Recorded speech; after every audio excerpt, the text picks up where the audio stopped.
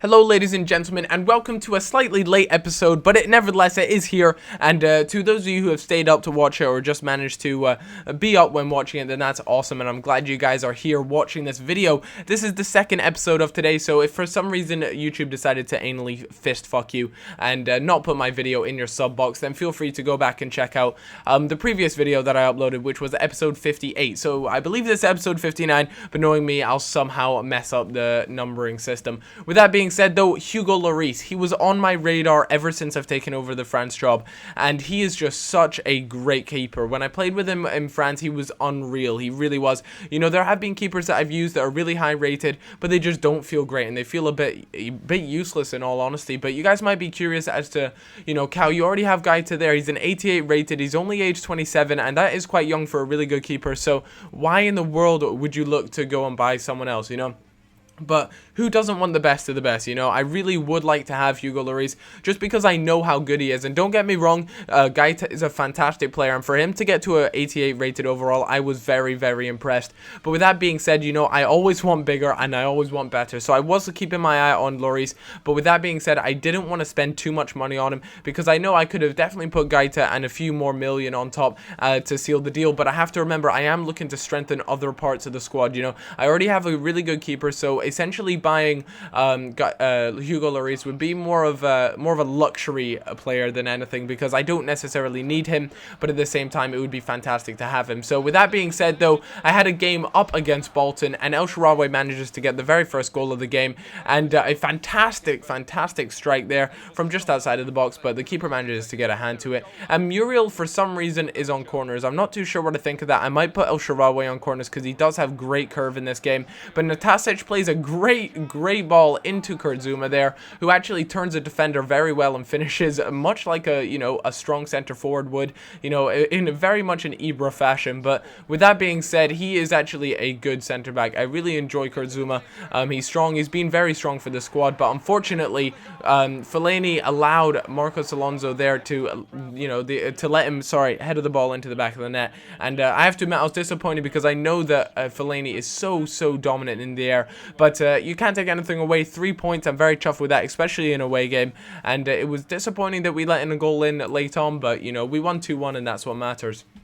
I'm actually getting a lot of emails at the moment letting me know that players that I've shortlisted from quite a while back are, you know, teams are looking to buy them. So I do probably have to go through my shortlist and kind of just clear them out, because I'm getting emails about players that I'm just not interested in whatsoever anymore. But yeah, so a few things that you guys should kind of have note of on what I plan to do this transfer window is strengthen the squad with some slightly bigger name players. You know, I'm going to chase after them. We've already, you know, taken a look at Lloris, and my next kind of target is Neymar. It'd be fantastic to see Neymar in the squad. And with that being said, though, I have to admit, he is a left wing, so his position doesn't necessarily fit directly into my squad. But if I did manage to sign a player like Neymar, I would probably try and mold the team a little bit more around him. Maybe go for a 4-3-3, because I could easily have 3 center mids in there. You know, I could play 2 center attacking mids on the left and the right, and then play someone like Pogba or Fellaini in that center midfield position, and then have a really good left wing. And hopefully, you know, I'd probably end up having to sell a player to get myself a really good right wing or something like that. But at the moment, the team is looking so solid.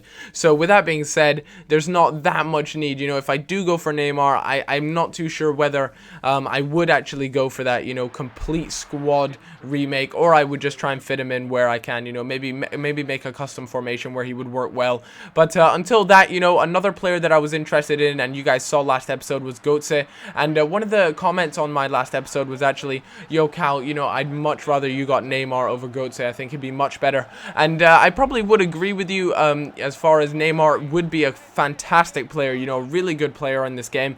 Although, like I said, he wouldn't necessarily fit into the squad nearly as well as Götze would, because he is a center attacking mid, Götze, and he would just fit in like an absolute peach. So with that being said, those are the 2 main guys I'm going after at the moment. Lloris is kind of there, but I don't want to spend too much money on him, because as you guys know, I'd rather get a center attacking mid or someone a little bit more attacking this time around. You know, I'm not going to deny it. My attacking is actually very dirty, and I say that as Luis Muriel manages to pocket one just that clips off the inside of the post, and you know, guarantees me the goal there to go 3-1 up against Swansea. But you know, like I was saying, I'm already looking to improve my attacking options, and I already have some good center attacking mids, but I've got to prepare myself because I probably will end up selling quite a few big name players come this this summer transfer window, because with that being said, I would like to bring in some really high 80 rated players, and I feel as though it really is possible, but I'm kind of waiting on to see how Muriel does, whether he continues to grow really to that 90 marker, or what really happens with those guys.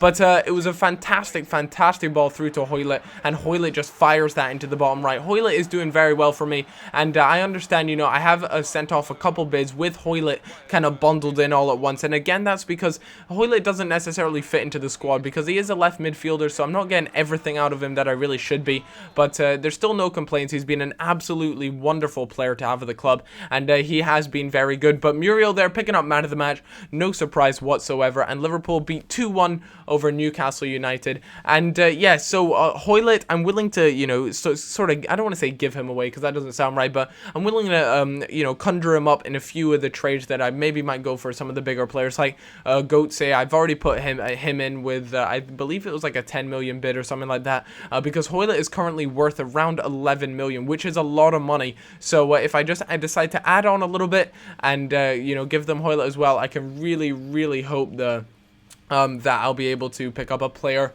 like, you know, Goatsay or Neymar or whatever it's going to be. But as you guys can see, Spurs came back and asked for 10.5 million, and that's just money I'm not willing to give away because I already have a strong goalkeeper. Spending 10.5 million and handing over Gaeta is just far too much for me. I hope you guys did enjoy this episode though, and if you did, then leaving a like is much appreciated for this bonus episode 2 of today. Have a fantastic day, and I'll see you all later. Bye bye.